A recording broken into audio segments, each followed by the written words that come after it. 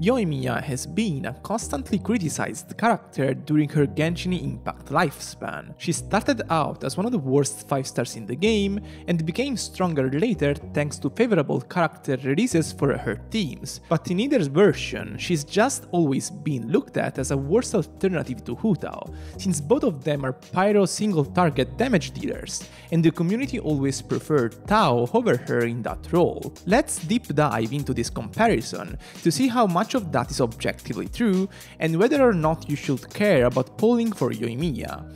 Let's get straight to the point. Can Yoimiya compare to Hu Tao in single target output to begin with? It's important to make this clear, since while Hu Tao has at least a bit of AoE flexibility thanks to her strong AoE elemental burst and charge attacks that can hit multiple targets, Yoimiya is just locked to single target hits. So if she can't compete with Hu Tao there is no room for discussion. The most traditional comparison between these two characters happens on typical double Hydro teams with Xingqiu and Yelan, a team that became a staple core for all the teams that use an on-field pyro carry. These teams favor Hu Tao more. She just gains more benefits from having all that Hydro application at her disposal, since her high-frequency Vaporize hits on charge attacks are comfortably stronger than whatever Yoimiya can do with the same setup. Even at free-to-play investment, which is a scenario that favors Yoimiya since Hu Tao gets larger investment boosts from Homa and Constellation 1, the latter ends up outperforming our DR Firework Addict. However, there is a way for Yoimiya to make things better for herself. She can't compete with Hu Tao if the team is all about Vaporites, but maybe things get better with other variations of the lineup.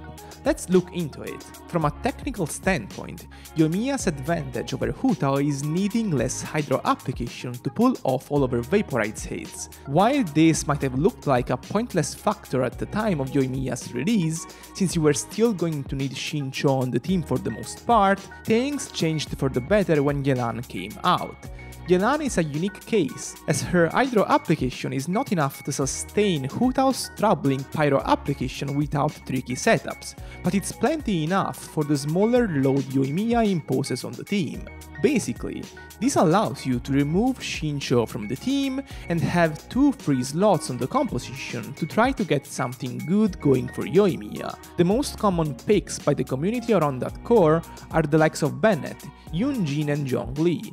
My take on it is that, if you want to optimize the team's damage, Bennett should always be part of the team core. Not only his buffs are great for Yoimiya, but he also allows you to snapshot huge attack increases for other sub-DPS like Fischl, or allow characters like Kazuha to do double swirls and buff Yelan and Yoimiya simultaneously. The results, not only on these teams at free-to-play investment, Yoimiya starts competing with Hu Tao on the same lineups from a single target damage standpoint, but the team's DPS becomes very competitive as a whole, and can hang with the best free-to-play Hu Tao teams overall.